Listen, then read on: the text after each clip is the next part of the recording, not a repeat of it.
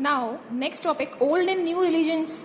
The 1,000 years of history that we are exploring witness major developments in religion traditions. 1,000 history जो हम लोग explore कर रहे हैं, काफ़ी सारे major developments हुए हैं, especially religions के traditions में. People's belief in divine was sometimes deeply personal.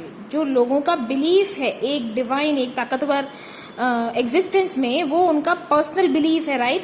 But more usually it was collective. लेकिन एक तरह से ये कलेक्टिव ही है. Collective belief in a supernatural agency religion was often closely connected with social and economic organisation. जो एक collective belief है, जो कि हम एक सुपर नेचुरल पावर में दिखाते हैं, वो रिलीजन के नाम से जाना जाता है. Okay, and it is already very often closely social और इकोनॉमिक ऑर्गेनाइजेशन से जो लोकल कम्युनिटीज हैं उनके लिए काफी ज्यादा ये एक कनेक्टेड है. Okay, as the social worlds of these group altered, so too did their beliefs. काफी सारी चीजें जो ग्रुप्स हैं वो इससे ऑल्टर्ड हैं और अपने बिलीव्स को ये आगे बढ़ाते जा रहे हैं. It was during this period that important changes occurred. यही एक ऐसा पीरियड था जहाँ पे रिलीजियस इंपॉर्टेंट चेंजेस जो थे वो अकर हुए थे in what we call Hinduism today, और जिसको हम आज हिंदुइज्म बोलते हैं. These includes the worship of new deities, the construction of temples, royalty के द्वारा डेइटीज को वर्शिप करना, उनके लिए टेम्पल कंस्ट्रक्ट करवाना, and the growing importance of Brahmins की इंपॉर्टेंस बढ़ना, the priests, the dominant group in society. एक ऊंचा तबका, एक ऊंची कैटेगरी ब्राह्मण्स और प्रीस्ट, इनको बोला जाता था.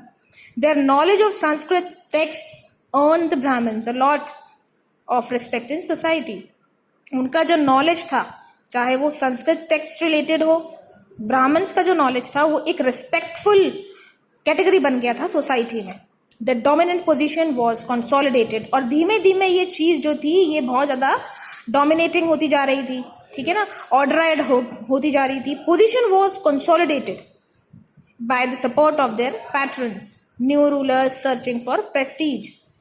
जो रूलर्स जो प्रेस्टीज सर्च कर रहे थे, जो अपनी रिस्पेक्ट सर्च कर रहे थे, उनकी जो रिस्पेक्ट है वो इन ब्राह्मण्स के द्वारा होती थी, और इन ब्राह्मण की रिस्पेक्ट जो होती थी वो इन रूलर्स के द्वारा होती थी. One of the major development of this period was the emergence idea of bhakti. सबसे ज्यादा मेजर डेवलपमेंट जो यहाँ पर अगर कोई हुआ है तो वो है भक्ति का idea. Okay, of loving personal deity, एक अपना पर्सनल डायटी से प्रेम करना, उसको हर वो संभव तरीके से वर्शिप करना, पूजना. That devotee could reach without the aid of priest और इलैबोरेट रिचुअल्स. उस डिवोटी को किसी भी प्रीस्ट की जरूरत नहीं थी और वो अपनी ही मर्जी से रिचुअल्स फॉलो कर सकता था. You will be learning about this in other traditions in chapter 8 में हम ये भक्ति मूवमेंट पढ़ेंगे. जब हम लोग चैप्टर 8 में पहुंचेंगे तब हम लोग आगे पढ़ेंगे ये. This was also the period when new religions appeared in the subcontinent. काफी सारे न्यू रिलीजन्स भी अपीयरेंस में आए थे. Merchants and migrants first bought the teachings of Holi Quran. जो मर्चेंट्स हुआ करते थे, बड़े बिजनेसमैन, वो, और दूर से जो माइग्रेंट्स थे, जो बाहर से आए थे, वो कुरान की टीचिंग्स भी अपने साथ लेकर आए थे. In India in the 17th century, करीब 17th सेंचुरी के आसपास, Muslims regard the Quran as their holy book. Muslims जो हैं वो कुरान को एज इफ हम लोग जानते हैं कि होली बुक है उनके लिए. And accept the sovereignty of one God, Allah, whose love, mercy and bounty emerges all those who believe in him without regard to social backgrounds. Many rulers were patrons of Islam and ulama, learned theologians and jurists. And like Hinduism, Islam was uninterrupted in variety of ways by its followers. जैसे Hinduism में कोई भी interruption नहीं था, उसी तरह से इस्लाम में भी दूसरे जो फॉलोअर्स थे उनका कोई इंटरप्शन नहीं था. ओके, जो बिलीवर्स थे वो अपनी मर्जी से फॉलोअर बन सकते थे.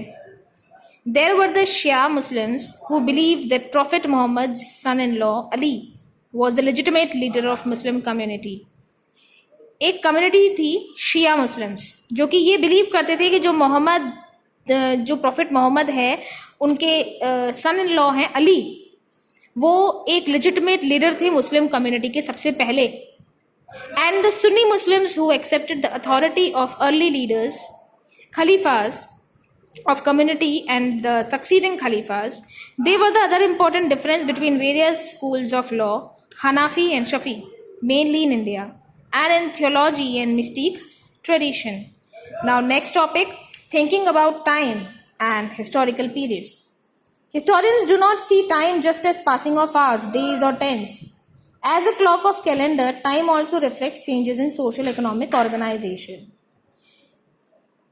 In persistence and transformation of ideas and beliefs, the study of time is made somewhat easier by dividing the past into large segments. जब पास्ट को लार्ज सेगमेंट्स में बांटा गया तो उनकी स्टडी जो है वो और इजी हो गई, ट्रांसफॉर्मेशन ऑफ आइडियाज होते गए. In the middle of 19th century, British historians divided the history of India into 3 periods. Middle of 19th century के आसपास जो British historians थे उन्होंने Indian history को 3 periods में divide किया. एक हिंदू, दूसरा मुस्लिम and the third is British. This division was based on idea that religion of rulers was the only important historical change.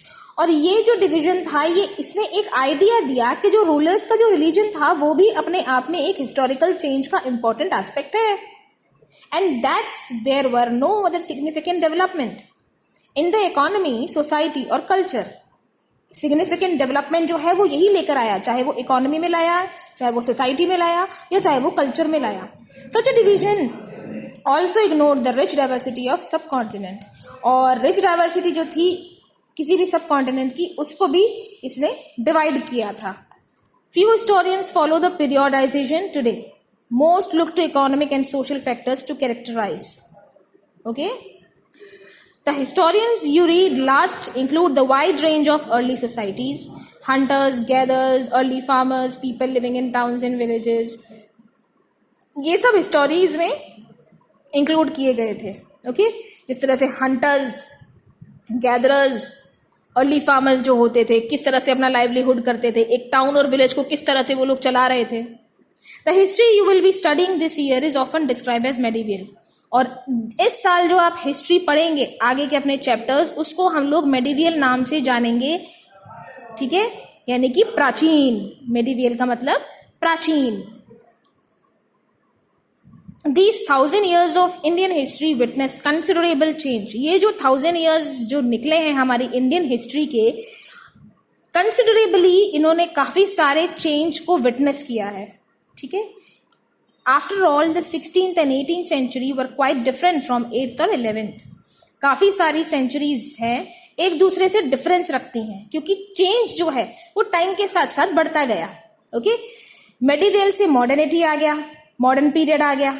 Okay, during these 1000 years of society of subcontinent were transformed often and economies in several regions. Economies पर भी इस चीज का effect पड़ा, काफी सारे transformation किए गए इकोनॉमी पॉलिसीज में. Okay, as you read this book, जैसे जैसे हम ये बुक पढ़ेंगे हम लोग ये जानेंगे कि किस किस पीरियड में किस किस पीरियड के चेंजेस हुए, हिस्ट्री में क्या क्या उनसे रिलेटेड चीजें लिखी गई और अब तक कौन से चेंजेस ऐसे हैं जो अब तक सेम हैं. तो ये आपका चैप्टर हम लोगों ने ओवर करा है आज. और नेक्स्ट हम लोगों का चैप्टर हम लोग शुरू करेंगे जो कि है हमारा new kingdoms and Kings. Okay, आप ये चैप्टर पढ़ेंगे, read it very properly and हम लोग इसके क्वेश्चन आंसर्स जो हैं वो भी कंप्लीट करेंगे. Thank you so much class.